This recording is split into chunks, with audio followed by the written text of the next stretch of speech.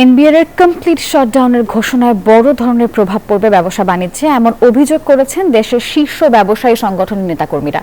রাজধানীর একটি হোটেলে জাতীয় রাজস্ব বোর্ড এনবিআর এর বর্তমান অচলাবস্থার পরিপ্রেক্ষিতে সংবাদ সম্মেলনে এসব কথা বলেছেন তারা।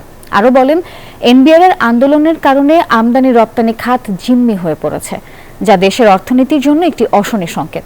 উক্ত আন্দোলন ঘিরে সৃষ্ট স্থবিরতা এবং চলমান সংকট সমাধান করার দাবি জানিয়েছেন ব্যবসায়ীরা।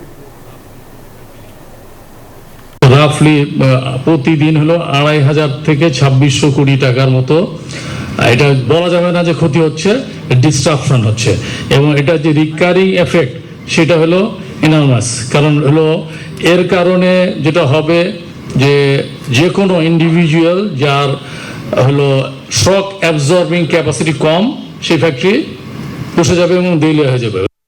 বান্ডেল থাকলে প্রতি সেনমানিতে টাকা বাঁচবে। বিকাশ সেনমানি বান্ডেল কিনে জিতুন প্রতি লেনদেনে।